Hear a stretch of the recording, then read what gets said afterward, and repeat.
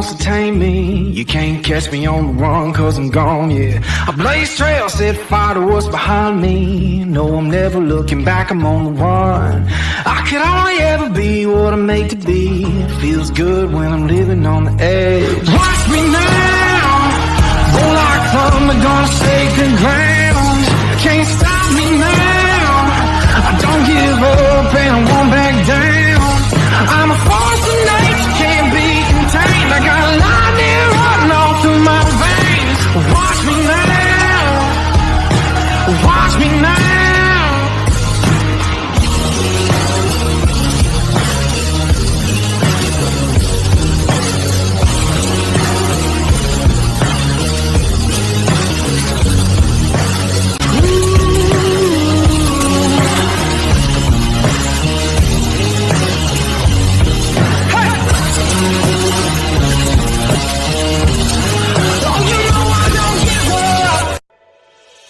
Hi, I'm Wyatt Milan. I'm from Canova, West Virginia. When I'm back home, you'll find me at my local Par-Mar store. We have that gold and blue pride at your local Par-Mar store. We are coming to your neighborhood soon. West Virginia, Kentucky, Ohio, Pennsylvania, and Maryland, we have you covered. Download the Par-Mar app and sign up for the Par-Mar rewards card. Food, gas, groceries, and more. We are gold and blue proud, and we are Par-Mar stores. If there's not a Par-Mar store near you now, there will be soon. Law offices of Mark Plants and Kevin Davis. First line of defense.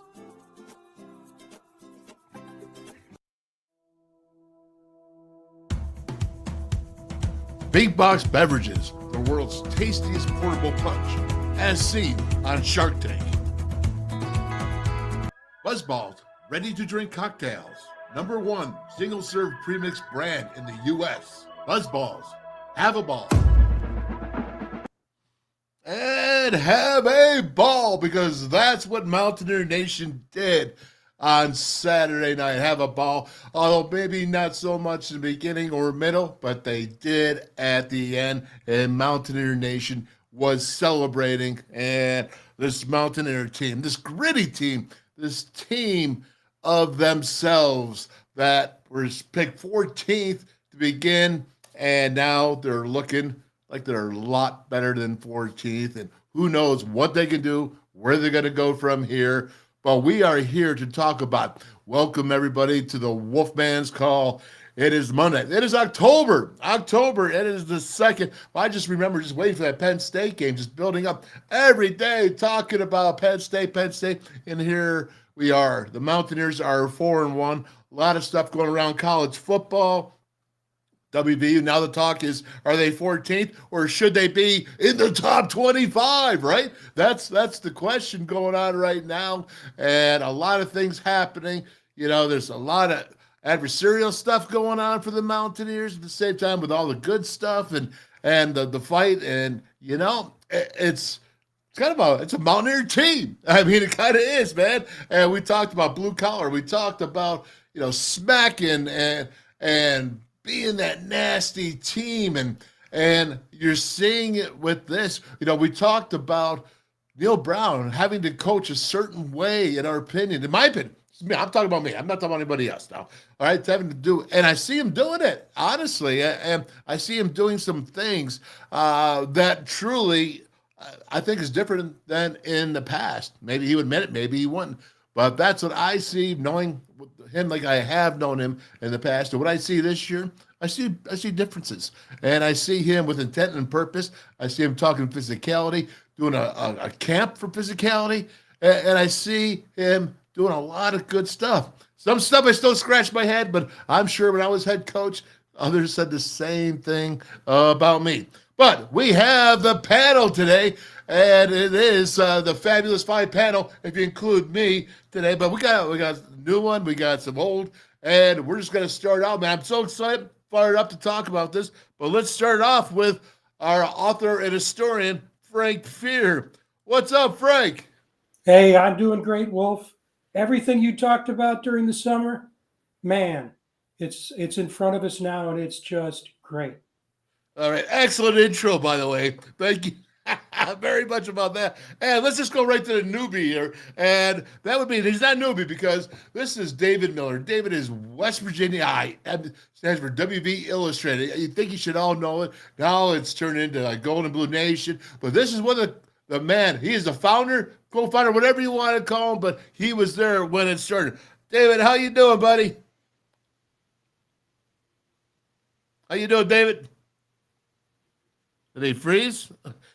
Well, all of a sudden he was good to go, and then it was there. So we'll go ahead and put him up there, and then, all right, Hawkeye, you're on, buddy. What's up, gentlemen? How we doing? Doing good, man. Doing good. Are you fired up? I am ready. I am definitely ready. All right, man. Very good. And I'm going to go back to David here at West Virginia Illustrated. David, how are you? Hey, what's going on, Wolfman? Thanks for having me on the show today, brother. How you doing? Oh, I'm doing great, man. You're out there in Phoenix right now. You're working with Service Wire. But, man, are you still a Mountaineer? You come back all the time. It is great to have you on the show, my friend. You know it, man. This is a great and refreshing break from remove that Arizona ticket course I'm taking. Got a ticket speeding the other day, man, and have to get rid of the points. I didn't think they had a speed limits out there in Arizona, man. Right on. Well, here we go. Last but not least, Hall of Fame strength and conditioning coach, our guy, WVU former strength and conditioning coach, Alan Johnson. What's up? Wolf, what's going on? How you guys doing? Hey, is it a great day to be a Mountaineer or what? Boy, I can tell you think so. So that's pretty good. All fired up. Because you're out there in Tennessee. Are you still in Tennessee right now? Still in Tennessee here in Bristol. Oh, in Bristol, Tennessee. All right. Well, we got a whole bunch going on here, man. I'm going to start off with you, David. Hey, just tell us real quick, man, about WVI Illustrated, how you started out and how it's turned into gold and blue. Just give us a quick, brief history. Absolutely, Wolfman. You know, I started that with a pure passion and love for Mountaineer sports. You know, I saw a void out there in some video possibilities. And, you know, I spent 9 months in my basement building out this blog and got a following and got some investors. And, man, I went for it. And I absolutely just built that with passion. And we launched it. And we had full media credentials within about a year. Absolutely loved it, enjoyed it, sold it to a larger media company. And they gave us what we needed, man. Yeah, they sure did, and now it's thriving. I was on the show for 10 years, man. Yeah. You know, I was doing the WolfMan's Den. I was there doing the big hit of the week, you know, doing the Kegler's highlight of the week, all kinds of stuff, man. But it was good, man. And they're still cranking up with Nick and Jessica and all of them out there. So they're still doing a good job. And all right, so let's go ahead and let's talk about this game. David, all right, TCU, I said it. I said this defense, we're going to find out if it's for real or not. First half, I was like, wow, what's going on? Second half, they look for real. Where are you seeing this defense at right now? Are they for real? I think they are for real, Dale. I think we're going to be tested here in the next couple of weeks. Great to have a bye. All right. Reaching up on us. Go ahead, Al. I'll give you the same question. You think this defense is real? Yeah, you know what's crazy? You think about usually in preseason camp, coaches are always talking about how the defense is ahead of the offense. Well, now we're in a good situation. Our defense is more prevalent, and they're more. You know, at this time of the year, usually you're talking about more. The offense is moving the ball, etc., but the defense is lacking, especially in the secondary, like in the last 2 to 3 years.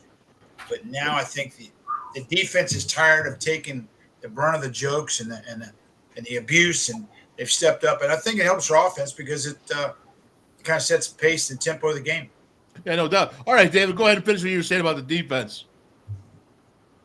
All right, well, we got problems. I'm sorry, David. He's just jumping in from lunch here. But, all right, Frank, go ahead, man. Talk to me about the defense. Do you think they're for real or not? What are you seeing? Oh, you know, let me put it this way. There are games. There are games that you remember 10, 15, 20 years down the road. Saturday night was one of those. The way they came out in the second half, 100 yards total for TCU in the second half. And when they showed the sidelines, you could see frustration. This isn't supposed to be happening. They're an offensive juggernaut. That defense is for real. And the thing that, you know, you got to take pride in this. is that the next man up. Not only they played with grit, but my God, and I think, Bob Hertzl put it well. Those weren't injuries, those were casualties. Next man up came in, names we hadn't heard a lot of came in, filled the void, did great. Yeah, the defense is for real, no question. Yep. Hey, Keith, let me ask you this. When you saw that defense in the first half, they gave up 300 yards first half and 21 points. And TCU was pretty much, having their will right there. Although they did make a few stops, the Mountaineers, in some key situations in the first half, but they still gave up 21 points. Who's the real defense here now? Which one is it? I think it's going to be that second half defense. I think that second half proved to them a lot that they can shut a team down like TCU. Now, one thing I didn't understand in the second half was TCU went away from the run and really was leaning on the pass, and I didn't understand that. But we have a bend, don't break defense right now, and I like that. David, let me ask you, and I think you're back with us. So, again, defensively, You think it's the one in the second half. What do you think of those injuries, and can they sustain the level of play they have? Got Cutter coming in there for Lathan, and so when you have two of them, it's a lot better than one, and especially putting all that pressure on a freshman. Well, they're showing resilience, Dale. I mean, they're showing they can step up at the right time and make the big play. If you'll notice, they ran all over us, and all three of TCU's touchdowns were on big plays, I think, of 31 yards or greater. And those are the only points they scored on all night. And thankfully, our special teams stepped up and blocked a few field goal attempts. But, I think the depth is going to be the key here. We've been beaten up a little bit, and I think we're playing well. Our assignments are great. Everybody's staying in their positions. And I think as a team, we're starting to gel a little bit defensively. Thank God for Jordan Leslie going out and building some new schemes in the offseason, huh? Well, a lot better than what we saw last year. I think the biggest difference is he's got this defense, and this is just my opinion, but they're fighting, they're attacking, but they're playing on the same page. They're able to align, and they're able to get their fits going on, even when offense goes in a hurry, jet tempo. And I think that could be like the biggest difference that I see is that they're playing aggressive. Like you look at Penn State, I did not see an aggressive secondary in there, and thus you put up the 300 yards. But at times in the defense, when Beanie Bishop is playing at his best, he's playing aggressive. He's up there. He's playing those guys tight. And that's what I see from all of them of how they're playing it. Didn't see in the first half, though. I'm going to be honest, guys. They gave up 300 yards in the first half. Let's not forget, and let's be real about what we saw. And I think there's some advantages. 2 blocked field goals are huge, but I saw 2 kicks. They went right into the defenders. I just think that this is a very opportunistic team. So that's okay. You build off of that. I remember in 1988, we had to have some opportunistic events happen for us, and that's what maintained. And then the juggernaut got rolling. Do you remember that, Al? Yeah, I sure do. It was a season of lows, highs and lows. But the thing was, like you said, Wolf. I mean, the team, momentum built, and the team became more confident. I mean, as you continue to win, and confidence breeds success, and that's what hopefully that's what you're seeing. I mean, this week's going to be a tough one, I think, in terms of from a mental perspective with going into Houston. That's right. And Frank, when you think about opportunistic, and you think about this team getting it done, they got it done. No matter what anybody wants to say. All right, opportunities exist. Yeah, man, that's the game of football, right? And again, ugly wins still builds confidence, and every ugly win they have, they get more confidence as a team. Yeah, and if you think about it, when that defense is playing the way we want them to play, that means the other teams play WVU ball. That happened in the second half. We played TCU ball in the first half. And so that gives you confidence because TCU was in the national championship game last year. And now you're playing on their field. Second half, you come out and you get them to play 2 quarters your way. And that has to give you a hell of a lot of confidence. That's for sure. All right, so Hawkeye, let's get down to the nitty gritty on this. All right. When I'm looking at this, I see right here that the second half. I mean, I think there's like 11, 12 plays run in the third quarter by TCU. I think literally it was 3 and out, 3 and out. Maybe they had 11 plays this quarter, but they didn't have too many more, man. What did this defense do to turn that on? Was it Jordan Leslie making adjustments? Was it the defense players just playing better? What did you see, man? Well, number one, I seen our offense play ball control. So that definitely limited the snaps for TCU. Number two, I think at halftime, we made some adjustments. Something we haven't seen in a long time. A team come out and play differently. You know, we're seeing some different schemes. And again, I don't know why TCU all of a sudden wanted to just throw the ball. I don't understand that. But our defense did exactly what it had to do, and our offense did what they had to do. Limit that offense. If they're sitting on the sideline, they can't score. Yep, that's the truth. And just to back up what you're saying is that they've been running about 210 yards per game rushing, and they were throwing or running the ball at least 40 more reps than they did run the ball. They passed the ball. They ran 40 more reps than passing the ball coming into the game. So again, turning it the other way, that played in the WVU's favor, though. It really did. And here's the other thing. So David, let's look at this, man. Look at if you can see it here. 5 sacks for WVU, 0 for TCU. There's that stops drives, man. Absolutely. Yeah, Dale, I'm not quite ready to go out and print my "What Has Brown Done for You" t-shirt just yet. But there are some impressive stats starting to stack up in Mountaineer's favor. And I think it boils down to that consistency they're playing. And Neil Brown allowing his coaches to coach and trusting in what they can bring to the table and making those adjustments. WVU's given up only 10 second-half points the last 3 games. I think this is something sustainable if we can stay healthy. That's a great point, and healthy is another great point, and we know what that means. We saw that. But go ahead. What do you mean by the fact that you're saying that Neil Brown's letting his defensive coaches coach? What are you saying? Well, I think, he's our offensive coordinator. He's amping up the offense. Maybe he's in practice, pulling face masks, smacking helmets, and getting that mojo back, getting rid of that grandfather sweater at Christmas and stepping up in practice and getting these guys going. I think he's getting a set on him, Dale. I think he's getting fired up, and he's getting his team ready to play and letting the coaches do the work. Hey, Al, what do you think about that? I should say Coach Al, excuse me. But what do you think about that, man?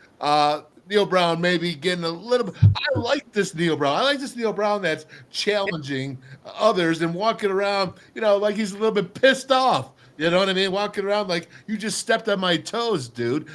Back off. Take 2 steps back, sir, before I put you down. That's the Neil Brown that I'm seeing, and that's what I'm saying in the beginning. I haven't always known that from him. I'm seeing it, man, and you know what? That gives you a little bit of swagger. There's no question. But you think about, hey, when you're not successful, and let's say your offense defense not playing well, and you're going to halftime, you're only down 21-14. I mean, you're playing with them. You can play with them. You got confidence, but also think about this: success as you're winning. Not only do the players get more confident, also the coaches. And the coaches loosen up a little bit in terms of if they're coaching tight. You're 3-1 going into the game. You come out of this one 4-1. But I'm saying at halftime, you've got a swagger about you because you're only down by 7. And you're playing with these guys who played the national championship game. So there's a confidence factor, and they feel it. And coaches like Coach Brown and DC, the OC, all these coaches are coaching. They're coaching that moment. They're not coaching for the season. They're coaching for that moment in time. And so they have a tendency to be more confident and to be more relaxed in terms of their coaching style, I believe, in the locker room. Frank, let me ask you this. Looking at that secondary, because we knew the secondary is a problem after Penn State, right? 322 yards, a large first start. We all know about that. We all know how good Penn State is too at the same time. But have you seen a difference in the way they're playing right now, that secondary, than when you saw in that Penn State game? I'm talking about scheme-wise and the fact of technique-wise. Are they aligning different? Because I'm just going to let you answer that one. Go ahead. Yeah, I mean, there's no question about it, but I will say this. When I saw that Penn State game, I said, this is not the same defense as last year. They looked a lot better. Penn State had an untested quarterback, remember, but they had a running game, and they won that game because of their quarterback. I think Penn State only had about 145 yards, and none of the running backs had more than 50 yards, I think, or 70, and the longest run was 14. The thing that I like about this defense, they're playing as a unit. We were so concerned about the secondary. But what's happening now is they're playing as a unit, getting good line play, getting good linebacking play, and surprisingly good secondary play. And so, yeah, it's amazing the difference between then and now. All positive. I absolutely agree, but I will say this, that whole start with Neil Brown, if you recall the summertime, Frank, you've been with me the entire time, I think, at the beginning of the show. I'm saying that they have to do what? Two things. They have to improve their fundamentals of blocking and tackling. Okay? Fundamentals of blocking and the most crucial of them all. And I think you could say right now, they're getting well, until Saturday night, they missed some tackles in the first half, but they're getting a B plus to an A right there, considering what they came from last year. Am I right there, Hawkeye? Oh, absolutely. Yeah, we had some missed tackles Saturday night. But, you know, Dale, this is a team that I watched in the first half when it was 21-14 at the half, and I'm sitting there thinking, here's a team that's just trying to find a way to win.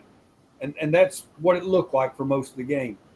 Now you've got a team on both sides of the ball that in these type of games, they're going to expect to win. They know they can go out there and get the job done. And they can play from behind to a degree. So I like it. I like it.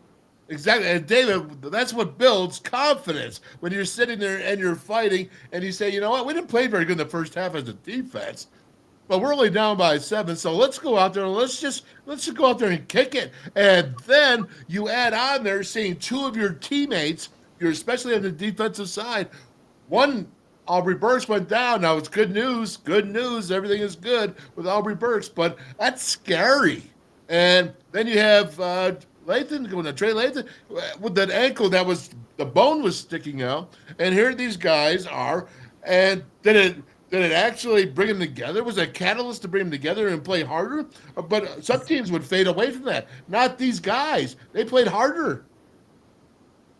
They sure did. I mean, you're oh, I'm sorry. Did you go to me, Dale? I did, David. Yes. Yeah. You're talking about a 15, 20-minute delay, and they came right back out and took care of business. You know, the emotional distress of a player down, it's emotionally tough. You know, they have shown resilience to come back from being down or from an injury such as that. And I think they're showing that grit. They're coming back. They're ready, and they're playing great. They're just playing great football right now. Yep. And there's another guy. You can see it right here in the stats. Lee Koba, who's been leading this team all year long. And let's go ahead and let's talk about Lee Koba. And Frank, what's your opinion when you hear of Lee Koba and what you've seen so far this season? Well, it's aggressiveness. And it goes back to what you harped upon all summer long, and you mentioned it earlier. These guys have to get better in the fundamentals, and they have to execute. And the thing that I like about this team right now, more than anything else, and David talked about patterns, is that when the offense gets in the red zone, they're scoring almost 75% of the time, and almost all of those scores are touchdowns. And on the defense side, basically they're holding the opposition to about 40%, and they're doing great on third down, 28%. You know, and Koba is in the middle of that. 28% success on third down conversions that's a pattern. That's not one game. That's not TCU.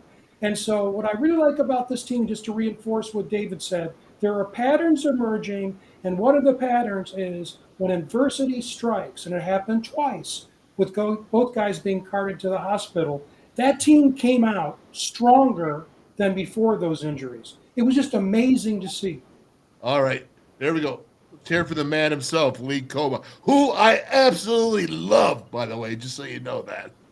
It feels great, just to come in here, whenever you can come in an opposing team stadium and come out with a win, it always feels good. So it's a big win for us. So, yeah, it feels great.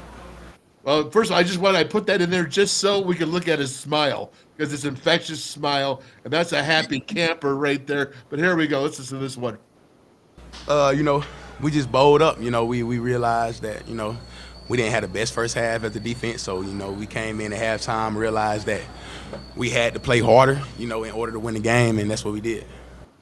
Oh, man. All right, he's telling us straight out. Hawkeye, what do you think about him saying straight out, we didn't play great in the first half, realizing it, I'm a leader, and we got to get better?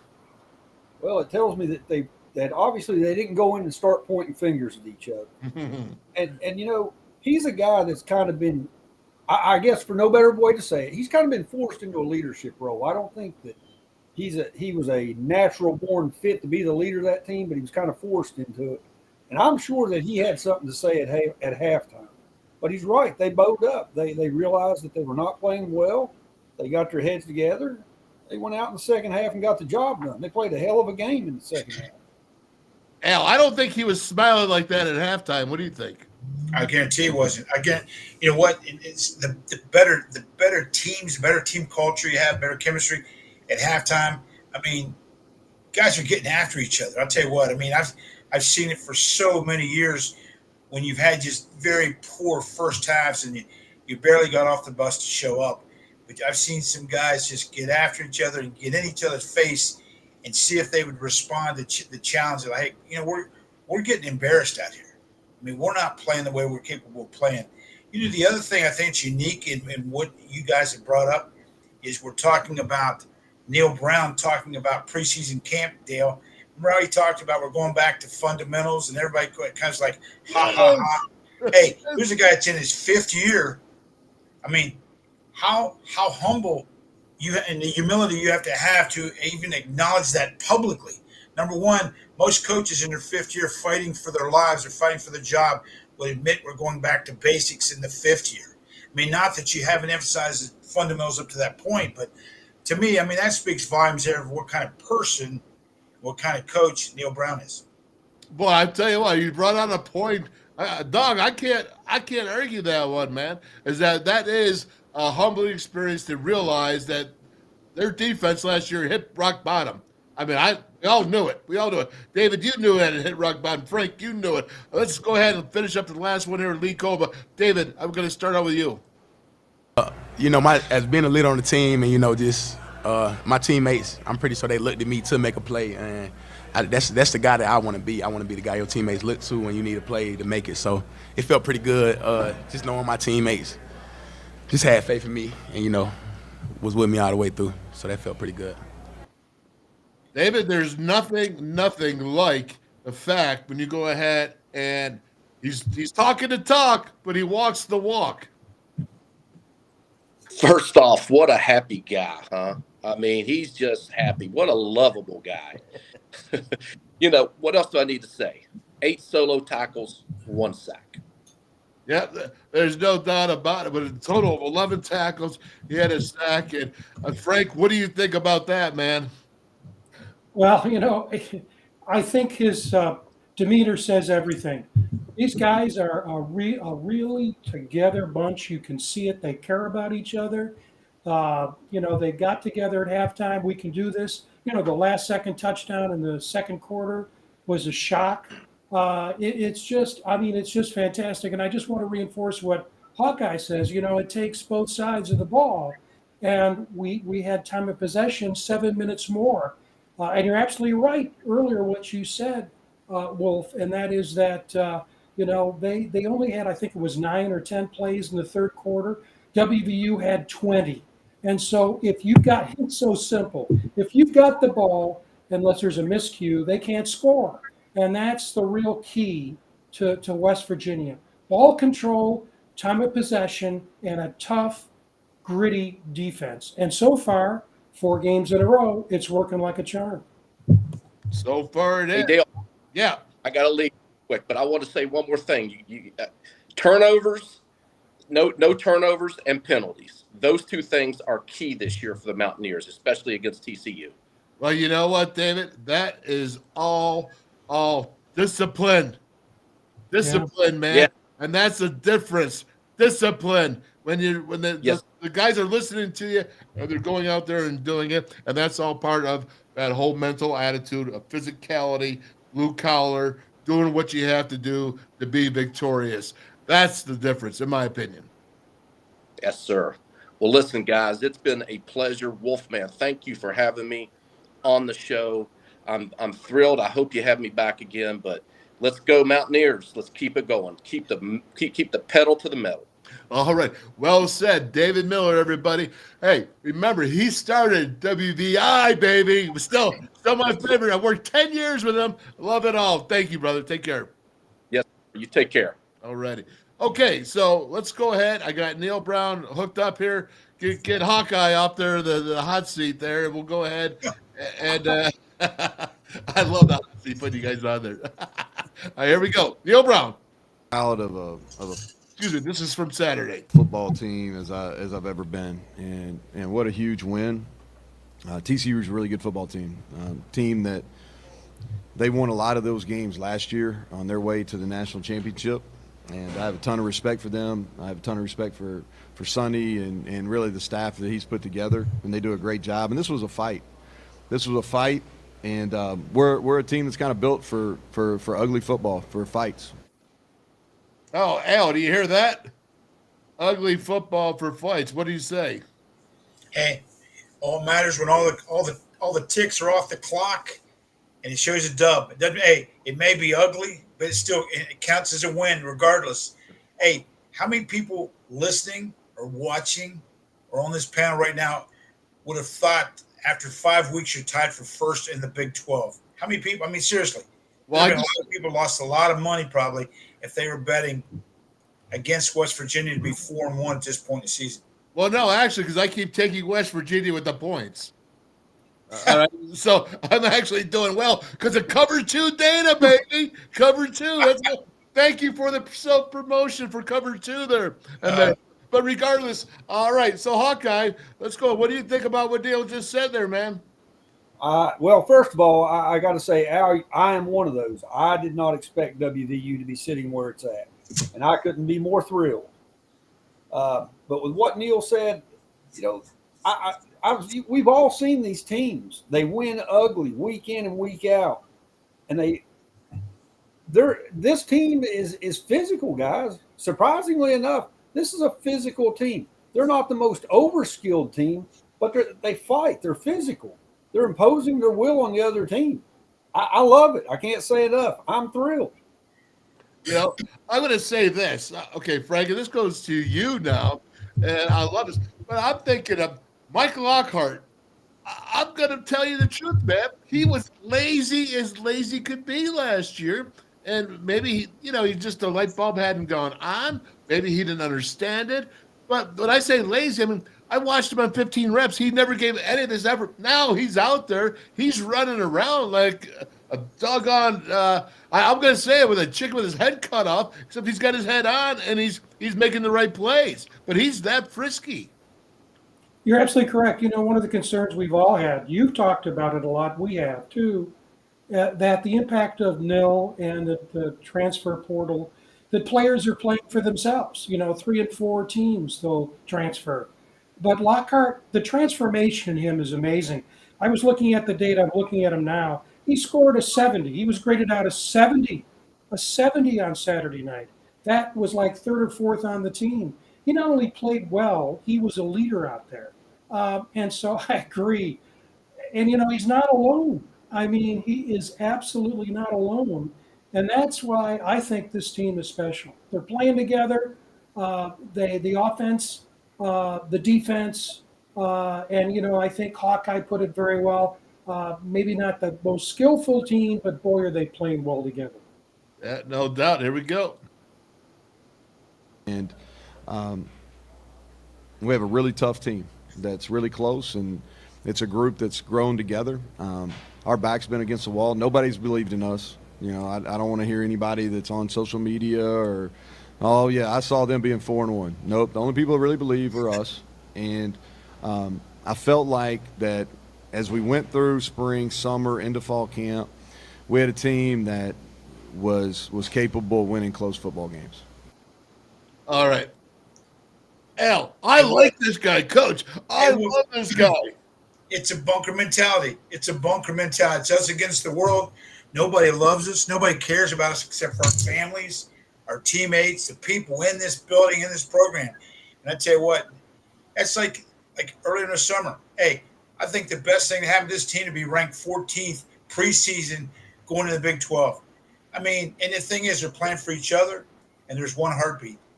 And then when everyone pulls in the same direction, pulls the rope in the same direction, it's unbelievable what can happen. And you know what? The story's it's not finished yet. But I tell you what, regardless of how things go going forward, I mean, I think we're going to remember how tough and gritty this team was or is. Yeah, you know, he's calling us. He's calling me out.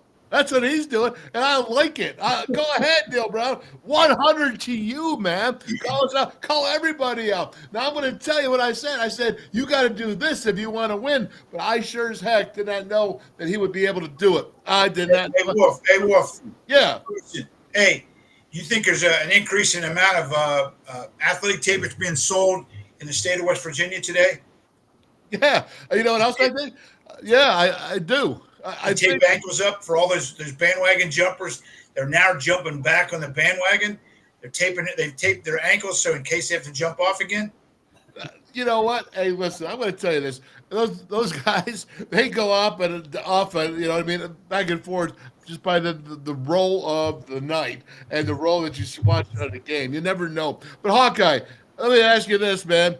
He's calling you out, and me.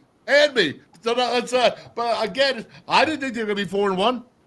Nope. Hey, this humble pie tastes pretty good today. I don't mind it at all. And Coach is right, man. You know, at the end of the day, it's only the people inside that building. They lean on each other. We as fans, you know, we're fickle, we're hot, we're cold. This team's come together. They have really come together well. And you're right. We don't know what they might go out and win the next 6 or lose the next 5. We don't know, but they've proven a lot. And one thing is that they're a team, and they're going to play for each other. They're going to, you know, they know somebody's going to make a play. I just can't say enough how happy I am about this. All right, Frank. They're out there. He's calling everybody out. He's walking around with some swagger. Last week, even before in his last press conference, he said, if we're going to be a contender. Before, was talking about being 14th and not finishing last, and now it's moved up to being a contender. That's a big jump, and that was before the TCU victory. Yeah, you know, the thing is, if there's a lesson here, I think there are a couple lessons. First of all, football teams are organizations, and the kinds of things those guys talked about on those clips you showed, including Coach Brown, shows they're a good organization. They have unity. They're focused on a goal. They're good at fundamentals, and they deliver. The other thing is, let's stop with all the naysaying. You know, it's not just what's being said on social media. It's how it's being said, and the dismissiveness and the negativity. And as you know, I actually got off one of the sites. It's bad enough when individuals do it. When sites do it, that's ridiculous. And so you're right. I've taken down names, and some of the people who were going, Brown should be fired, this and that, the player's no good, quarterback sucks. They're now saying, wow, we could go 7-4. We can go 8. We can win. We can win 8 games. We can go 8-4. Come on, give me a break. Give me a break. And so I would say, look, this is a good team. They're not 14th. They don't look or play like a MAC team. They don't have the worst quarterbacks in the Big 12. Come on. Stop with the predictions. All right, here we go. That's a tough one for these people. No kidding.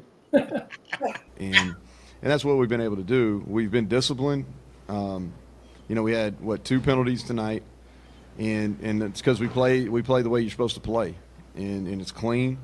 We're a team that strains. We got to continue to do it, but nobody plays harder than we do. We're a tough team that's mentally tough, and you saw that tonight.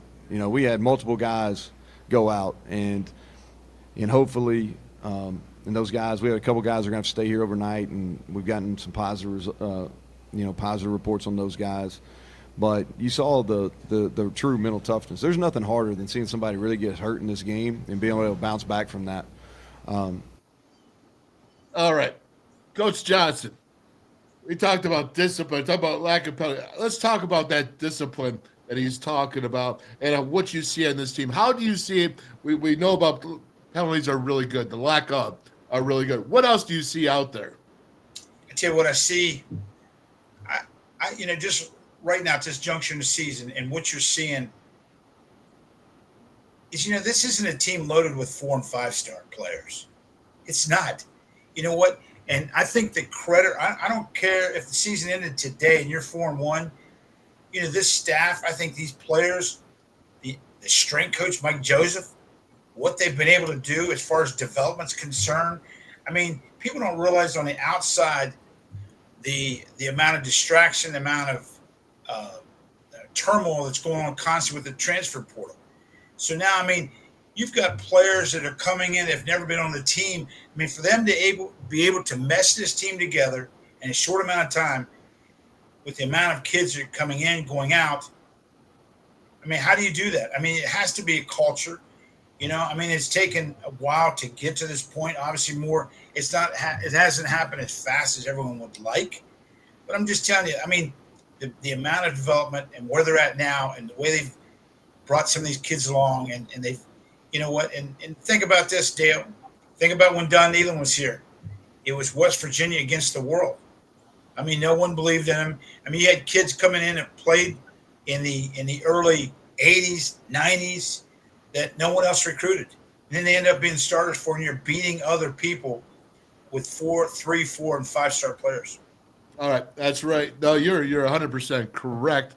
And I'm going to tell you this right off the bat, that when I go ahead and I think about this, you hear all this toughness and this grittiness. Now, that's what we wanted to see. And let's not be unreal here. And when I say this, right, let's not be unreal when I say we haven't seen that in 3 or 4 years.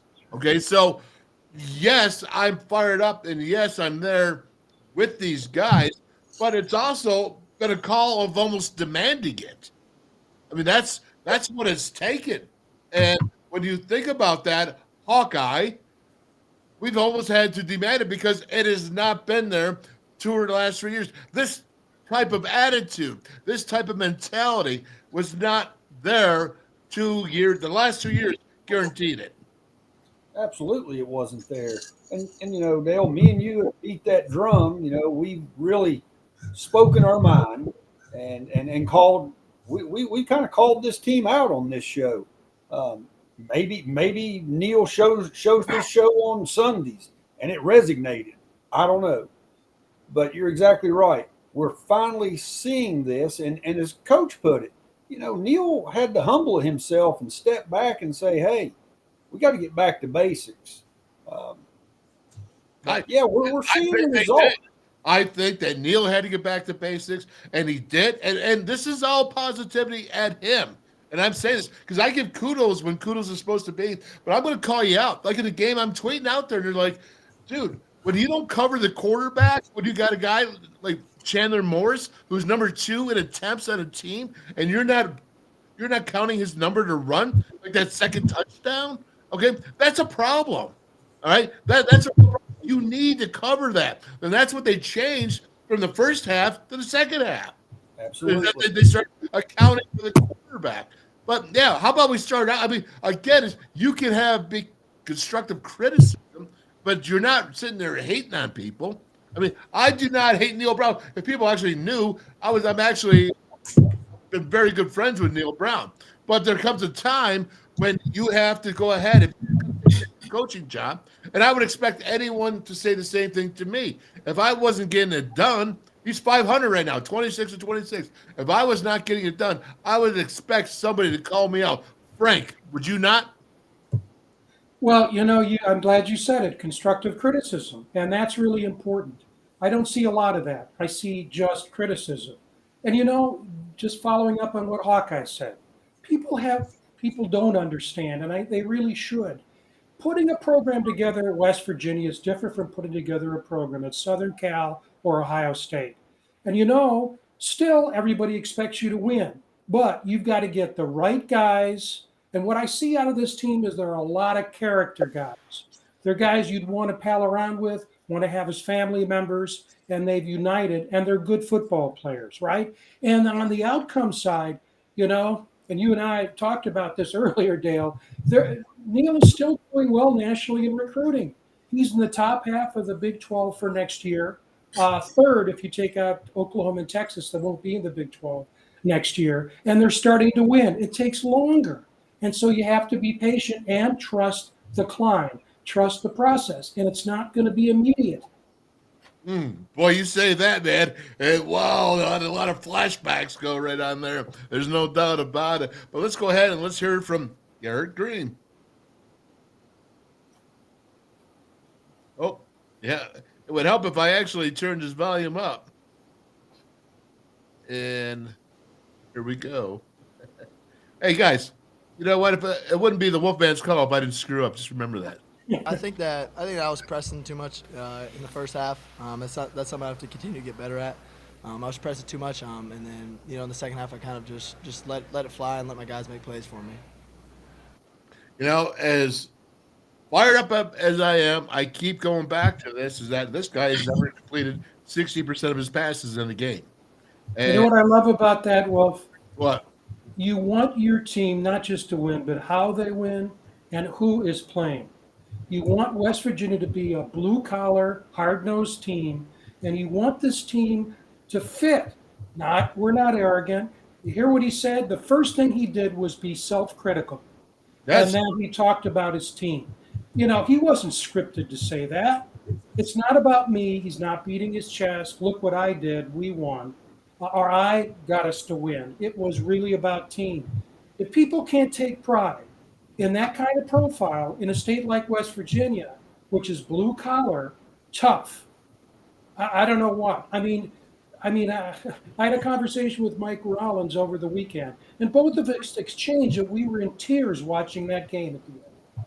We were in tears because it was an emotional experience. Yeah, it was for a lot of people. But I want to say this, though, Frank, is emotion's emotion, and TCU's one game. There's still 7 more games left. And if you're not having a quarterback that can hit 60% of his passes and having problems intermediate-wise and just being spurred on here, spurred on there, that's a real problem. There's something – you can't keep overcoming this and thinking that these type of games, as I said earlier, and I'll go to you, very opportunistic, but can you sustain this type of momentum through 12 games of just – every week is going to be just really hard. And just because you got to drag everything out of you, everything out. Yeah, it's tough to sustain. But the thing you think about this, Wolf, it's almost like think about basketball. Analogy of basketball. Hey, I can't hit a shot, but man, I can make up for it in rebounding and defense. But same thing here. Garrett Green's going to get better. They've expanded the playbook as far as passing. But the thing is, what you're going to see is you're going to start seeing teams load the box up. They're going to put 8 guys in the box. We're already doing it. You're not going to run. You're not going to run on us. You're going to have to throw the ball down the field. So, yeah, it's going to be tough. It's going with this same scenario, with this formula, it's going to have to change and expand passing-wise. There's going to be a time when the quarterback has to win the game with his arm. There's Right. going to be a time. Hawkeye, Yes. am I right or am I wrong? No, you're 100% right. And Garrett, I love that kid. He's tough. He's gritty. He played a great game. But just like Coach said, there's going to come a point when you can't run the ball, and you're going to have to rely on that quarterback's arm. And here I'm going to be critical, but I just don't know that Garrett's that guy that can sit back there and have to complete 35 passes to win a ball game. I don't have that confidence. Okay, let's take this in a different way because I want to point out something here. over the weekend, right before, you had Cortez Bram and you had Jeremiah Aaron, two junior college guys that were expected to contribute this year, just quit. We know the receivers are not performing at this to max capacity at this time. What is going on is that these receivers, and I'll say this, I say Garrett Green's going to put out some bad throws. I'm going to say Nico, most especially, had a lot of drops on him by the receivers. These quarterbacks, though, need help. And, again, I didn't think they targeted Cole Taylor till the second 10 and a half. Why would you not target that guy with the tight end screen just to get going? Do something. Tight end screen, a tight end, whatever, anything tight end, an arrow route, which is just straight. I mean, it makes no sense to me why you don't try to get these guys involved. Help your quarterback out. And that's what I would say. Listen, he went 10 or 21. That's less than 50%. You're not going to win Big 12 games continually on that. Again, they've surprised me very much. They're 4-1, and I'm never going to take that away from them, nor would I ever try, and I'm very happy. But you can't keep doing this. They need help, and they need help in the receiver room. Frank. Oh, you're absolutely correct. In fact, I've been looking at the grades, as you know, every week, and the top graders, the offensive line for the most part, and linemen, and in some cases the secondary. But I looked at the TCU grades. And on Pro Football Focus, and they're all pretty much all in the low 60s. And what they need, obviously, is to get Cole Taylor more involved in the game, just as you said. And we have to have two go-to wide receivers. But I'm not sure who that is at this point. Well, I know who it is. Carter? Is it Carter? It's Clement. I mean, he's the only one who's performing. He graded the highest this past weekend of all the wide receivers. And, if they could get Carter Carter and Clement, they complement each other in terms of their body types, their speed, et cetera, et cetera. But you're right. You got to have two go-to wide receivers and your tight end involved. Hey, Coach Al. Yes, I'm sorry, Frank. I didn't mean to cut you. I'm fired up right now talking about this, because I think that Garrett Green could actually hit that 60% and above if he had some guys that could get off of man coverage and sit down in the holes where they're supposed to sit. I think he needs help. And I'm thinking, that Neil Brown, as a former wide receiver, I think that maybe he might, with two guys quitting there's something's going on in that room. So maybe he needs to go ahead and get involved using his experience as a head coach. I know that other head coaches have done that to help out a room. I'm not saying Bilal Marshall can't handle it, but something's going south. Well, hey, two things I see happening. One is, okay, guys are quitting because what was the statement that Coach Brown made 2 weeks ago? That, hey, we're going to cut down on the rotation. We're going to have less guys are going to get less. Some guys are going to get less reps because we've got to hone it down to, hey, who our top 4 or 5 receivers are. That's one thing. And then two, guys quitting because, hey, they're not getting reps or they don't foresee themselves getting reps. But I mean, why? Let me ask you a question. Why would kids quit after the 5th game of the season? Going into the 5th game of the season, I mean, it makes no sense. Why put yourself through all the hard work that you've gone to get to this point? I mean, why don't you fight? I mean, why don't you fight for playing time? And if you fight and you still don't get playing time, then you still made the guys in front of you better players. I mean, that makes no sense whatsoever. I mean, you know what? But, hey, nothing personal, but, hey, good riddance to them, okay? But I think, like you're saying, sometimes the head coach has got to step in and may step in, and he's not going to say it or do it publicly, but step in and assist that room and just say, hey, what's going on in this room? But it may not be anything to do with the room. Maybe those guys are not getting reps. And you're right, Coach. You are right. But, they're also, you got to address the fact that there might be, and the fact that the coaches are one-year coaches, maybe he needs a little help. Yeah, but, man, I don't know, Wolf. I mean, you know what? We're playing Division I football. This is FBS football. The coach doesn't make the catches for him. He doesn't help him get off the ball. I mean, it comes down to, what is it? Effort is controlled by attitude. I mean, the coach, hey, once they get on the field, hey, I can't, if you're the right offensive guard. I mean, we'll find out what kind of coach I am. Did I teach you enough to survive or to be successful, or did you? Or you can't. It's like what do you call it? Travel basketball, where the kids are on the bench and the coach is talking to them, and the kids are looking up in the stands, and dad or mom's up there trying to tell them what to do. Hey, you're a man now. You're 18 and 22 years of age. Step up. Hey, quit talking about my family and being a travel. Hey, that was your family up there looking down out of the stands. I was giving the hands on hips. No. No, that was your older brother, Craig. That's who it was. I would never interfere with the coaches. And I always said to them, that's your coach over there. Don't ever look at me. Don't ever look at me. But you'll be able to hear their mother, so don't worry about it. All right, Hawkeye, what do you say about this? I mean, you think there's an issue in that room, or do you think that they're not producing? They got two guys quitting. Do you got to look there? You have to or not? I'm just saying what maybe is a possibility. I don't know. Well, I agree with both of you. Coaches coach, players play. If you're coaching these guys how to get off of this man coverage and press coverage, and the player's not going out and doing it, you really can't blame the coach. You blame the player. So, yes, we're weak in the receiving department. And I go back to you with the tight end. Man, those are normally high percentage passes to the tight end. That's like the 14-footer in basketball. It should be almost automatic. Get that tight end in the game. I think it would help Garrett a lot to have that as an option. And TCU, they run their guy right down the middle of the field on us. You would have thought somebody would have looked and said, "Hey, why can't we do that?" Well, I thought they've been actually doing stuff for him up until TCU. To be quite honest with you, Frank, I sit there now. Cole Taylor. Did you see that? Did you actually see the catch he made? The ball was way behind him. He had it was with arms and reached back and catch. It was an incredible catch. And what I guess I'm trying to say is, I think that was the first read for Garrett too. So that was the first throw. I can see that big. Go ahead and do more of that though. Do more. Help your quarterback out. Yeah, you're absolutely correct. One of the reasons I like what you do on this show, Wolf, is that you do a lot of analysis and you rely on numbers.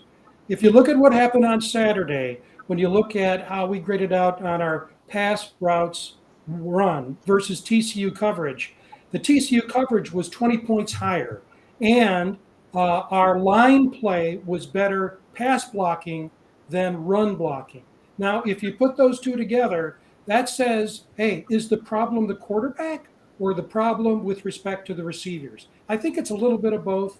In life, it's hardly ever one or the other. It's a both and.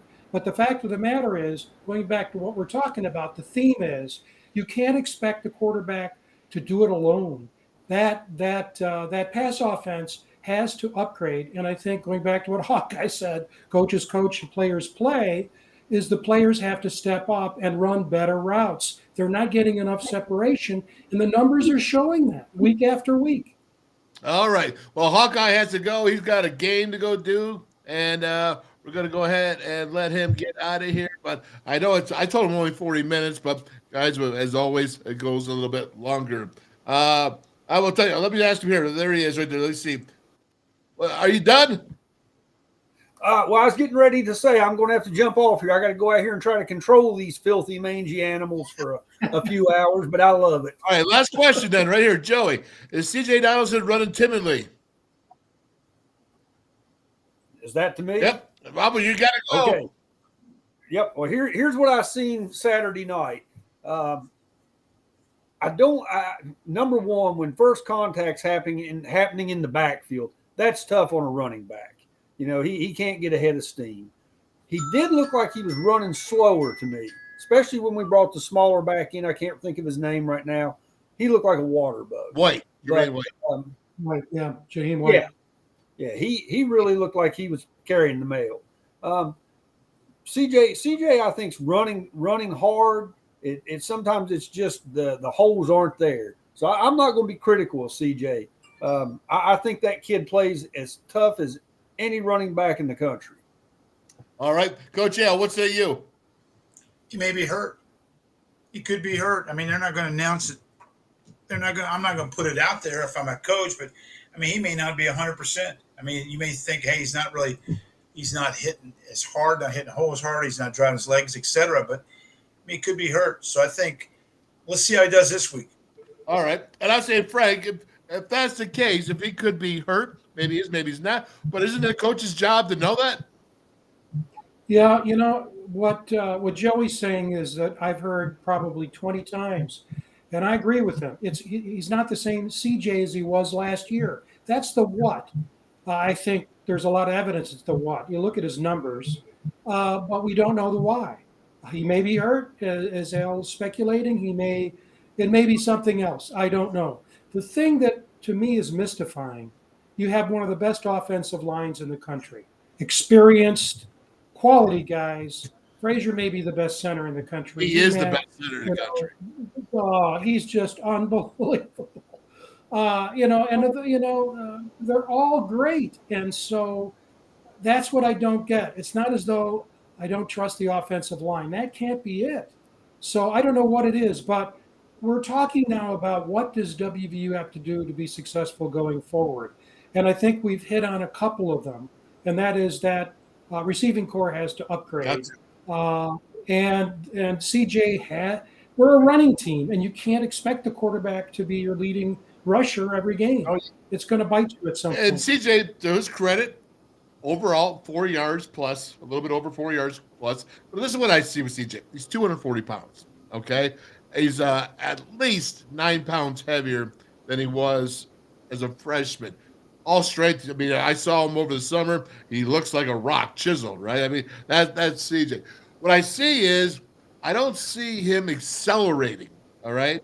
Accelerating the way that you saw him accelerate last year. That could be physical or that could be mental, okay? Maybe I see him doing some tapping, tip-toeing. I see that when he should be going boom. And maybe you should stop running so much outside zone, east and west. With you say that for Jaheim White. Now, what's happened to? Gosh, I forget. So Justin Johnson had 4 reps.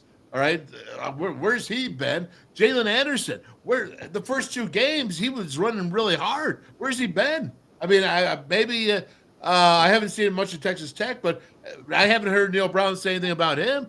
So you got CJ. Love CJ. Stop tap dancing and hit those holes. Hit those holes and then hit him with force. We've seen what he can do when he runs extremely hard and extremely explosive. If it's a physical, if he's hurt, then that's telling you something that maybe you better get him healed. And if he's hurt, maybe you better get some other guys in there that are very capable. I'm telling you, Jalen Anderson looked really good. I don't know. Maybe he's hurt, but no one's telling us, so I don't have any answers. But I know that CJ right now is not popping like he popped last year. That's a fact. I don't care what anybody else wants to say, whether he's hurt, whether it's mental, whether it's no, it's not the offensive line. He's not running as hard.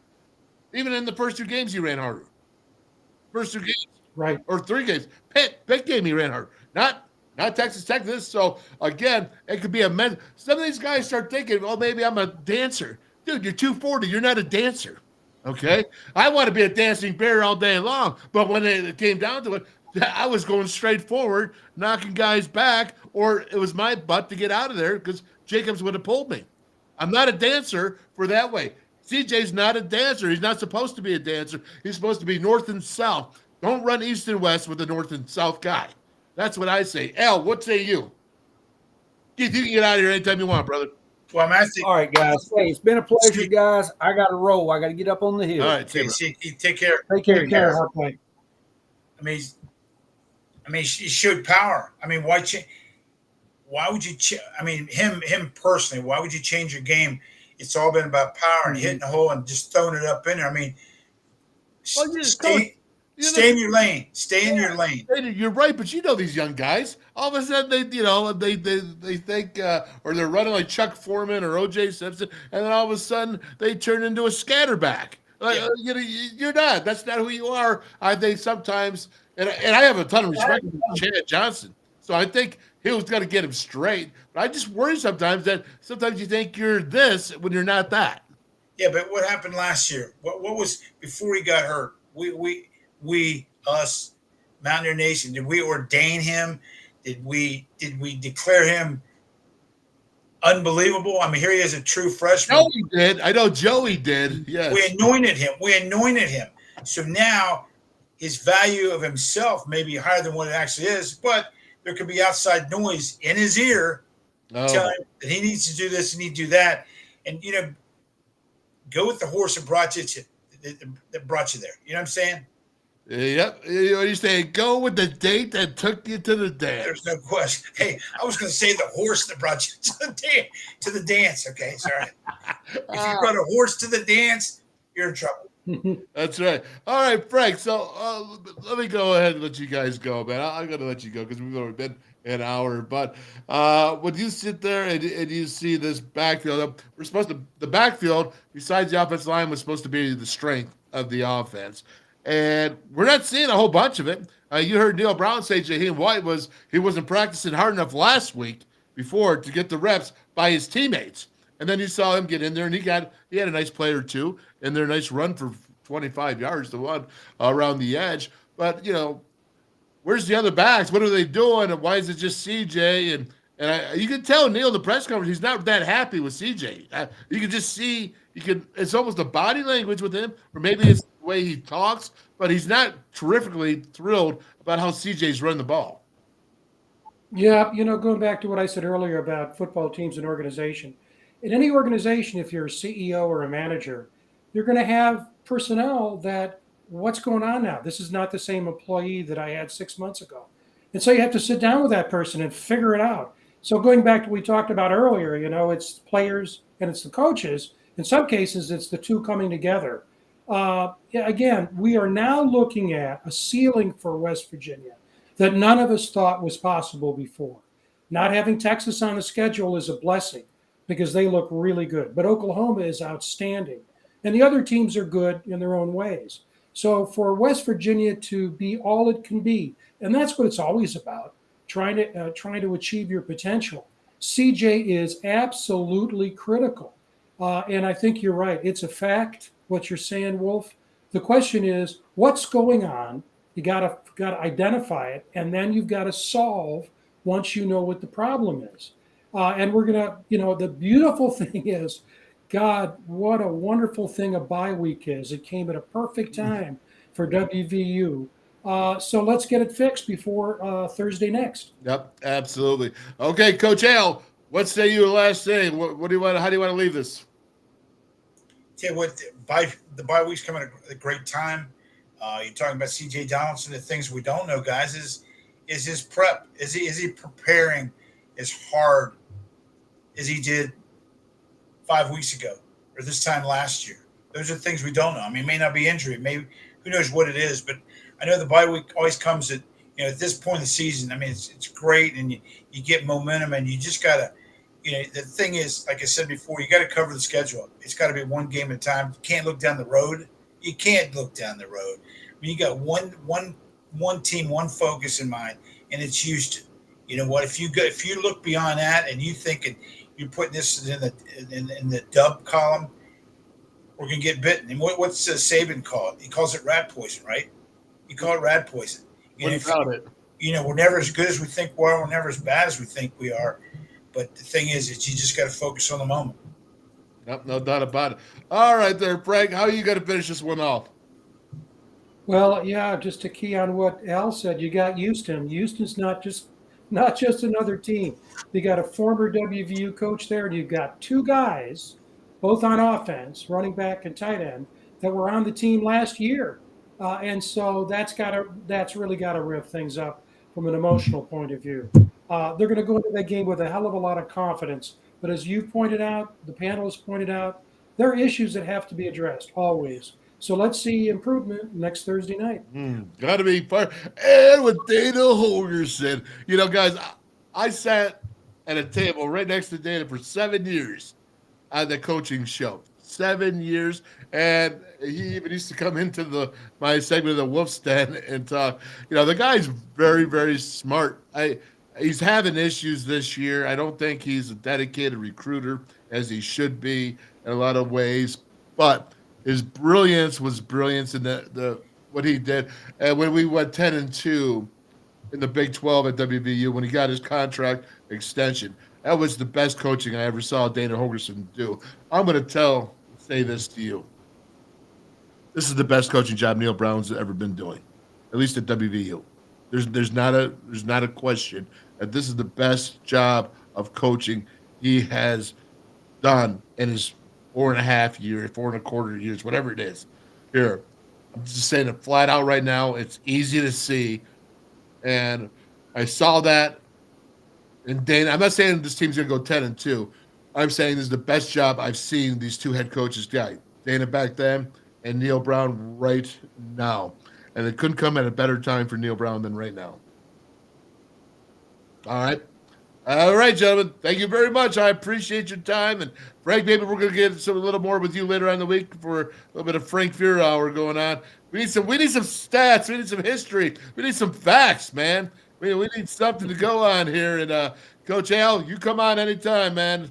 Okay, well, hey, see you guys. Take care. Have a good evening. All right. Always a pleasure, Will. Thank you. Take care, Al. All right, see you guys. Oh, my goodness. That is just amazing, amazing, amazing. Let's hear it right now from Parmar Stores, NIL, name, image, likeness at WVU. And Parmar Stores is definitely going ahead and taking care of our WVU student athletes. Hi, I'm Abby Pearson from Pittsburgh, Pennsylvania, and when I'm back home, you will find me at my local Parmar store. We had that gold and blue pride at your local Parmar store. We are coming to your neighborhood soon. West Virginia, Kentucky, Ohio, Pennsylvania, and Maryland, we have you covered. Download the Parmar app and sign up for the Parmar Rewards Card. Food, gas, groceries, and more, we are gold and blue proud, and we are Parmar Stores. If there's not a Parmar store near you now, there will be soon. And there will be soon. Very, very good. I'll tell you what a great group. Hey, thanks to David Miller from West Virginia Illustrated. Yeah, I keep going back to that. That's a long time ago. It probably, I know he's proud of it and what he started there and created. So great to have him on. Great to have Hawkeye on. Coach Johnson. Hey, he's got a brain that's just experience, man. Of course, Frank Fear, author, historian, has a world of experience and wisdom himself. And they try to teach me some things, and sometimes I learn, and sometimes I just don't. Because I am who I am. All right, folks, it's that time now, a time that I love. Let's hope that this works out. There we go. All right, so let's take a look. I want to take a look at the defense today. And, of course, again, I jumped the gun there without setting it up here. And get this ready to go. Yes, I like this. Now, this defense, I got to tell you something. I was really fired up, really fired up about how this defense came out in the second half. So I've been critical of this defensive staff because last year.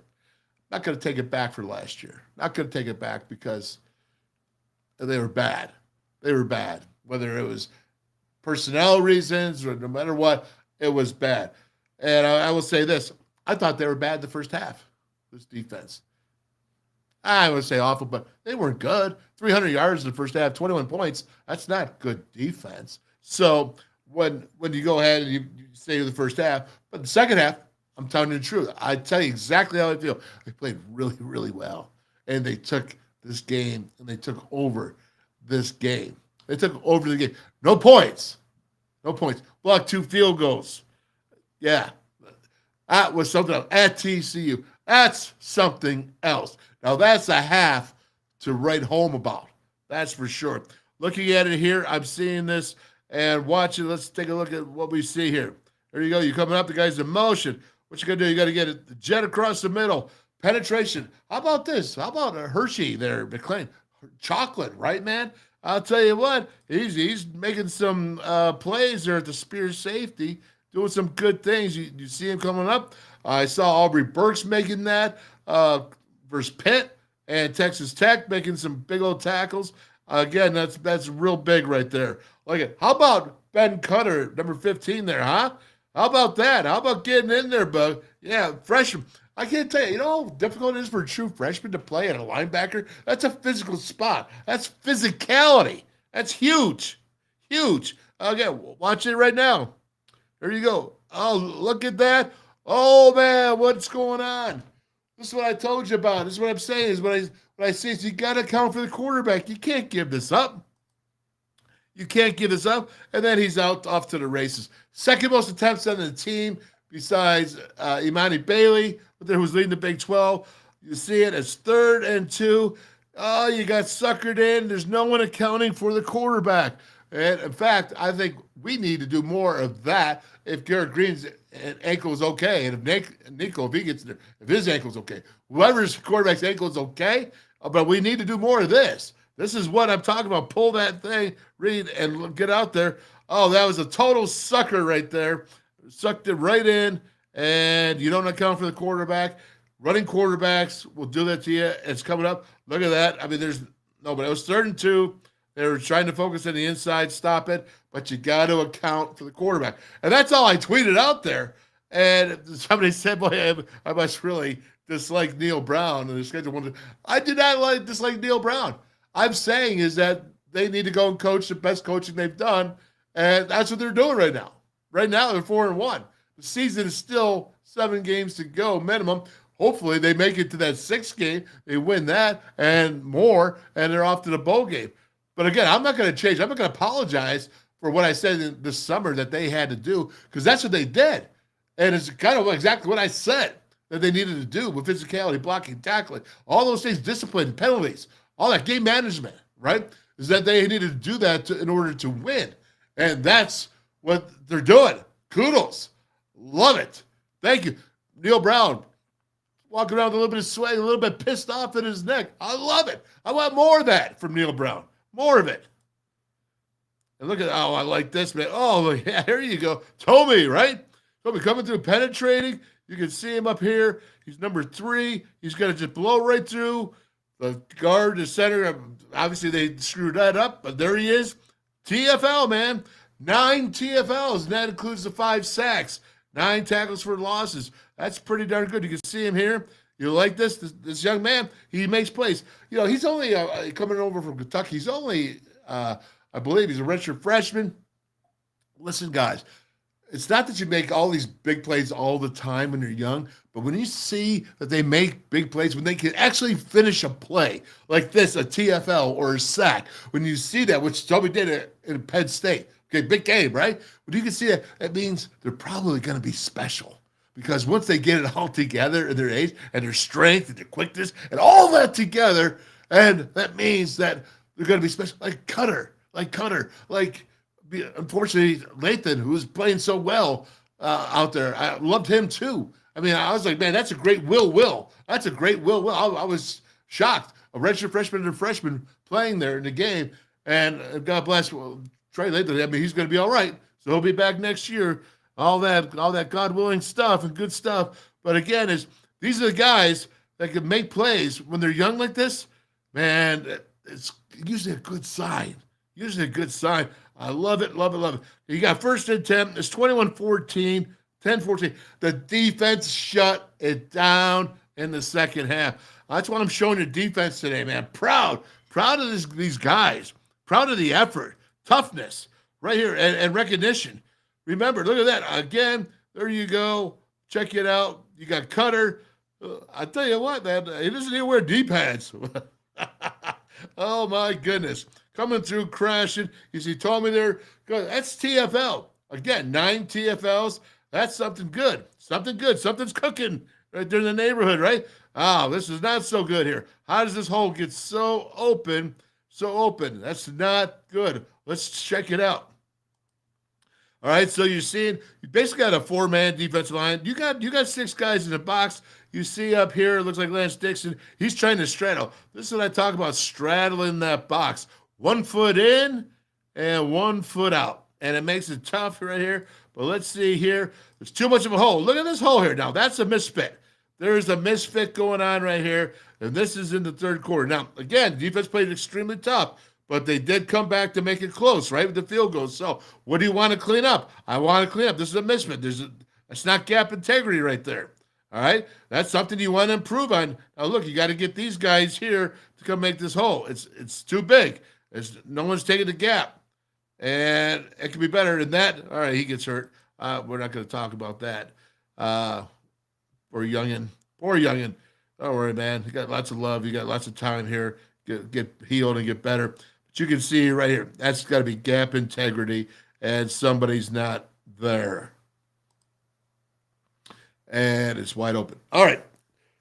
Let's keep moving on. That's really slow-mo there, huh? And hey, do you see that tackle right there? You see that coming to east and west? That's what I'm talking about when you have to get there and you have to go outside, one leg outside the box, one leg inside the box. That's exactly what I'm talking about. It's arm tackles. It makes it more difficult. Jeez, man, take forever, this play. There we go. Alrighty. Again, right there, pitch out. Now, again, this is 2nd and 10. A quick pitch out, and there's a failure. There's a hole. Now, this is 1:23 left, 2nd and 10. I understand you're worried about the passing, getting in there for field goal to tie it, but 2nd and 10, they got 11. That's something you want to clean up on the run. You saw the run being cleaned up there a little bit on that. Now, let's go ahead and look at this right here, the passing. This is the first touchdown. This is the CJ Richardson? Yeah, I believe so. Is this going to do a slant? Well, we saw that in the spring game, remember? I mean, he hit it. That was Devin Carter in the spring game. Just a slant. Aubrey Berkshire misses the tackle. East to west. Or was that someone else? That may have been Wilson there. Maybe I screwed that. No, that's Wilson right over here. All right, so that was Aubrey Burks missing the tackle. Again, there's missed tackles in the first half. There weren't so many missed tackles in the second half. So I will say that. Again, that's an adjustment. It's a good job. Let's see, there you go. Yep. Oh, it's a freebie. That's just free, man. Just free. Nobody getting in the direction. No redirection. That touchdown. Not a good play. All right. But you'll see it on tape, and hopefully you take care of it, and nobody wants to be running like that and trailing. That's for sure. Do better next time. Now you're in 3rd and 7, and you're rushing 4. I'll tell you, and 5 sacks, I really liked when they rushed 4. I know they rushed 3. The one time Sean Martin in that last play, when people think they should have been getting rid of the ball and intentional grounding, I should say. But again, here, I thought for the most part, they did a nice job at controlling him in the second half. This is a heck of a catch here. Heck of a catch. And I'm going to tell you this, Beanie Bishop, I am impressed with his corner skills. He's playing well thus far this season, and he's even better when he gets aggressive, in my opinion. When he's aggressive, he's into the game. Again, you're rushing 4 here, bringing the backers, probably the bandit there. That was Lee Cole, but so was middle linebacker, and making the play happen. Okay, next play. Okay, there you go. Right there. Again, that's RPO. Run pass option here. Let's check it out. Again, missed tackle. Don't need that. Missed tackles. And Marquise Floyd, again, he's been playing better. He had a great game against Texas Tech. All right. Let's not go back to that same thing. That was a nice RPO, though. That's just RPO, getting it in there. And Chandler Morris doing a nice job. And with the catch and the run, yards after catch. Yak, man. Yak. Okay, here we go. What's next here? Come on, D. Let's go, D. Shut it down, right? RPO. There, yep. Hey, I'll tell you this, man. Lee Koba, I'm telling you, is tough. Lee Koba is tough. All right? Just so you all know that. I just want to say it. Going here, and he gets the catch. All right. Zone, you got to be careful. The man going across. What are you seeing here? He drops back. You see, you got to stay tighter on that. That's That was man coverage right there. That wasn't even zone, so that was man. And Hershey McClain, he's got to stay tighter on his man right there. And so you see here, I thought they're doing a good job of alignment. Again, there's the missed tackles, which, first half, they really cleaned it up in the second half a lot. I thought that was missed timing play here, unfortunate. And, you see Cutter came off. Now, I had a nice tweet out there because Cutter has just been really I see what happened there. All right, but Cutter's just really playing sharp for a Will linebacker as a freshman. I'm just really, really impressed. Ben Cutter, I think he's going to be something. And go ahead, and you got to make those tackles the next time. All right, let's go. Continue on. Going to drop back. It's 4th and 2. 4th and 2. And you hate to see this on a 4th and 2 for a touchdown. It was a 3rd and 2 when he ran for the touchdown. I'm talking about Chandler Morris here. Let's take a look at it. You're in zone coverage. This is nothing but cover 4 right here. And cover 4 is he's swinging across. What happens? He gets right behind Wilson, the safety, and in front of the safety here, which is Marquise Floyd. All right, so he gets that, and then Ruffin can't catch him on the edge. So that makes it a touchdown, 21-14 on a 4th and 2. You hate to see it. Look at right here. You're going to see him going. He gets underneath and over the top, right in between there. That was actually cover 3 right there. That was cover 3, and making those. You don't want to make those missed tackles. You got to have the right angle, the right stress. I stress. You'll see the whole thing here, and you'll see what I'm going to say. I think. Make sure I'm right here, and it's he's going. It's cover 3. You can see it there. He plays up underneath. Well-timed ball, well-thrown ball, and it just caught the defense right in the perfect zone to hurt the defense. Check this out here. Oh, here comes the pressure. Oh, there's the guy I want to talk about, Michael Lockhart. Man, I'll tell you what, I like this young man. He is really the first 5 games, man, because you need a nose guard in there that could really, really play multiple downs. And I did not know he was ready for the challenge. He's ready for the challenge. There's no doubt. I've seen him, and he's playing with a lot of heart, a lot of desire. He's continuing on. He's making extra effort plays. There's no doubt he's making extra effort plays on this. All right, and he has continually since Penn State. I saw him make a play at Penn State, 14 yards downfield, making a tackle. Again, I keep repeating this. Watch it. You see him. He's going to get in there and get the sack. And now watch this. This is what I love. It's a screen, man. He sees the screen. He reads the screen. He reacts to the screen, and he makes the play. That's what I'm talking about. Right? Look at that. Look at Big Man. Big Man out there watching. Yeah, man. Football's fun. It's exciting. When you go ahead and you make those big plays like that, that is fun. You can't get better than that right there. Yeah, man. Get jazzed. Look at that. Oh, he reads it. And he makes the tackle. And golly, man, that's what I'm talking about. That's fun. That's when football is fun. And you know what? You can see his coach, AJ, man. Andrew Jackson right there going ahead. And he's fired up too. That's just feeding off of each other, man. I love it. Love it. All right, so here we are, fourth quarter, 3 minutes. Here we go. What happens here? He's going to feel the pressure. He's going to roll a little bit. Oh, he keeps falling. That's a great play by the quarterback. I mean, this is difficult. I'm not going to lie to you here. Chandler Morris being able to make that play on the run, keeping his eyes downfield. I mean, that's why he's a Division I football player, and the reason why he's actually pretty good at what they're doing. I will say this. I'm really surprised in the second half. I said it earlier in the show. They went away from the run. I think that opened the door for WVU to do what it did and change the momentum. It changed the momentum, and I thought that, hey, that opened the door, and it was a great opportunity for the Mountaineers, and they took it. And that's the difference. I don't care how ugly it was. They took it, And you can see here again some passing here late in the fourth quarter, maybe getting a little tired.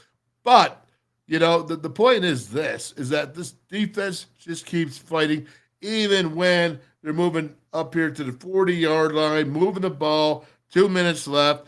What's going to happen? You make enough plays to win the game. And you see it right here. Again, they get the first down. That's the tight end. And I'm watching it right here. It's all zone. Follow your guy. Now, I'll tell you, it's the Young Bucks. When you feel that tight end in there, and he's doing it like a choice where he's trying to stop right in between the players, right in that middle zone there, in between your two defenders. Ben Cutter, he's going to recognize that. I think this guy's pretty sharp. And, yeah, he knows it. You see him punch the ground because he knew it. He knew it. But look at this, right? All right, 58 seconds left, 2nd and 6. What? You're making the tackle, making the play right there. Coming up big at critical times. Not coming up big at some times. Coming up big at the critical times.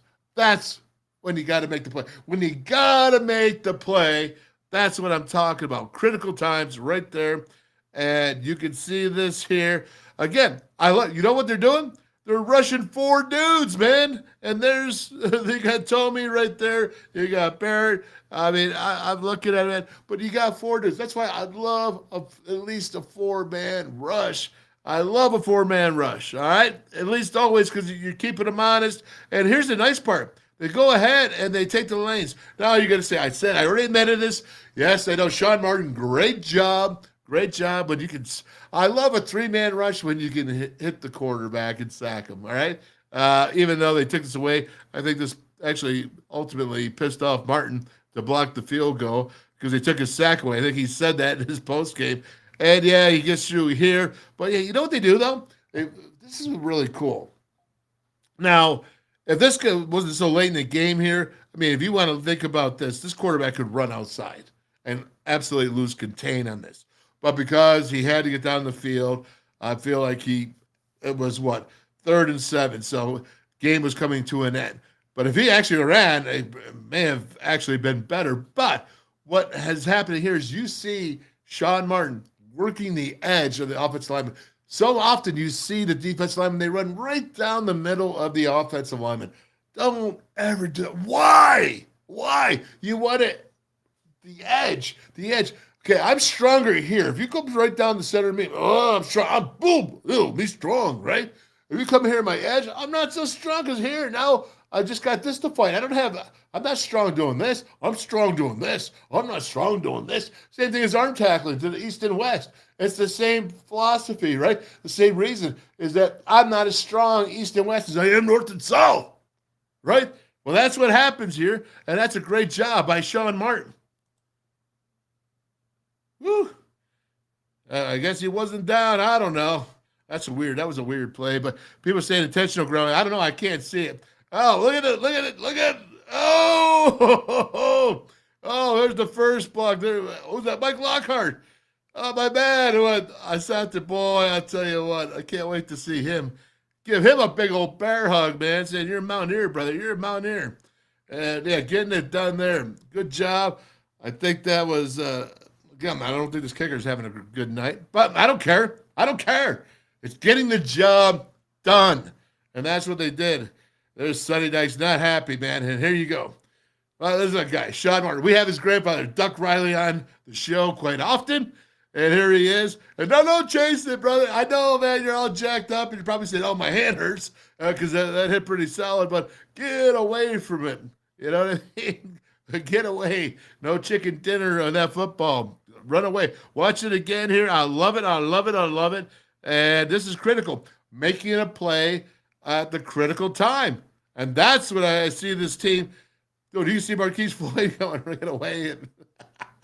All right. Well, let's go. It worked out, and the Mountaineers won, and that is the big deal. So happy about that. Tomorrow we're going to go ahead, and we're going to go ahead and break down the offense and finish up a TCU on that. I'll tell you what. Listen. I really believe, and I said this about Dana Holgerson, and it's on tape, that Dana really did his best coaching job that year. He went 10-2, and that was with Skyler Howard at quarterback. You know what I'm saying? Skyler Howard, and Skyler Howard couldn't.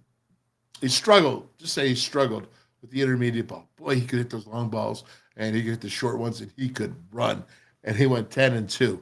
I'm not just trying to draw the similarities here because that's not what it's about, but it's kind of do. You know what I mean? And you're thinking about this now. Garrett Green, I'm going to tell you, I think WVU is blessed to have a guy like Garrett Green. I'm just going to say the truth. I always tell you how I feel, exactly the truth. And I think he's an incredible athlete. I think he's one of the gutsiest dudes to go out there and play. And he's got swagger. And I think he really believes in himself. I think his teammates do as well. I do think he's limited in the passing game. I really think so. And I think it's eventually going to come and hurt the Mountaineers.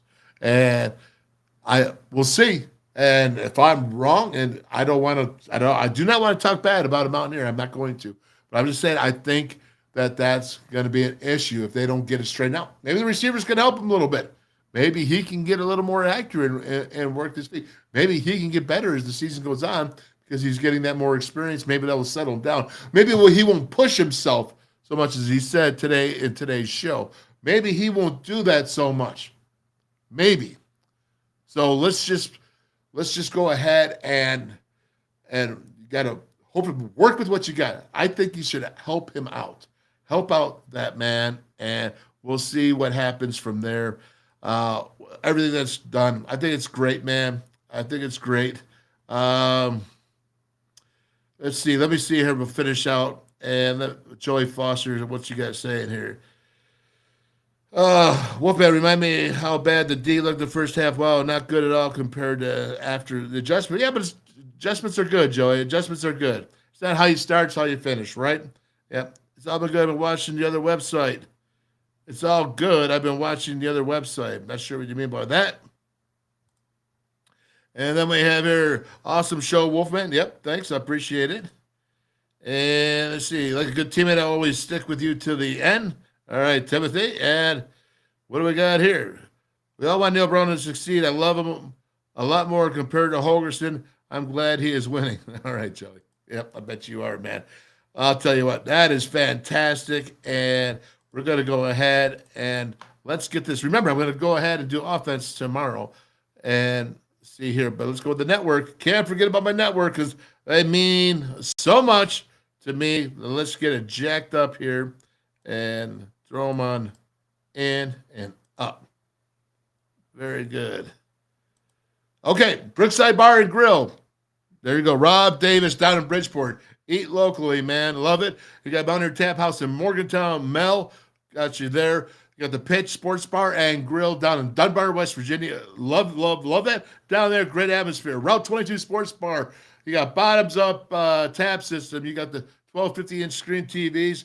Cool place. You have the Mason Jar, barbecue, and more. Unbutton those britches right there in Fairmont. Thank you, Steve Reese. Appreciate you there, man. You got Gizzy out there in Cheat Lake. Legend Sports Bar and Grill. Gizzy, what's up, brother? My man, there you go. Then you got Kegler Sports Bar and Grill. Royalty, Jerry, Greg, and Steve Lorenz. You got Dougie Moore. All my good friends there. And, of course, you got Calacino's down there at Pizzeria and Sports Bar in Beckley, West Virginia, right up in the mountains, man. How about Archies there in East Carson Street, Pittsburgh? Great wings. Totally dig the joint, man. Totally dig the joint. You got the Pallet in Scott Depot, Taze Valley there. Yes, and with Haley. Yes, saying what's up. And then we have Danny's here. And let me get this down here and hide this from Joey up there. You got Danny's and Danny's Bar in Princeton, West Virginia. You got Cantrell's, River City, right down there in Hinton, West Virginia. You got the Jar, just reopened up on Friday. Love it, digging it, man. Digging what you guys do and the good stuff you're keeping going there and making it your own. Then you got Jimbo's place there at Elkins, Buckhannon. So nice they did it twice. What did I forget? Anything. All right, I think I hit everything. Very good. All right, everybody. Listen, that's it for today.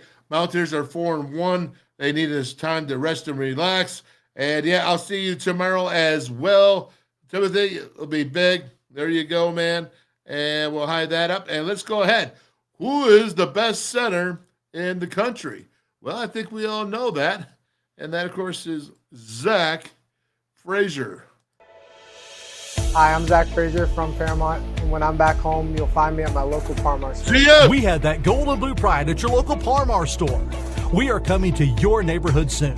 West Virginia, Kentucky, Ohio, Pennsylvania, and Maryland, we have you covered. Download the Parmar app and sign up for the Parmar Rewards Card.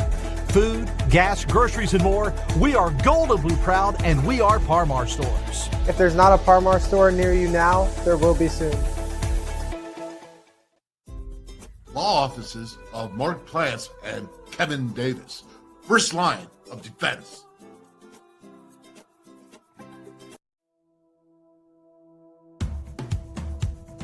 Big Box Beverages, the world's tastiest portable punch, as seen on Shark Tank. Buzzballs, ready-to-drink cocktails. #1 single-serve premix brand in the U.S. Buzzballs, have a ball. Stationers, #1 office supplier in West Virginia. Always in stock.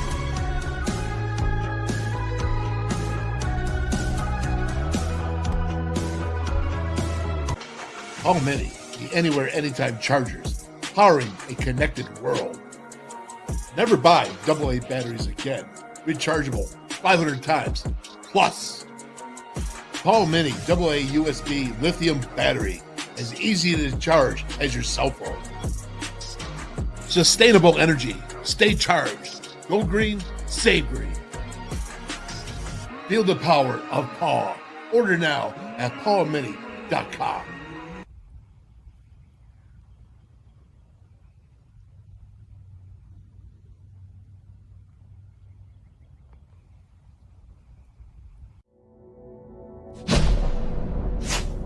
West Virginia United.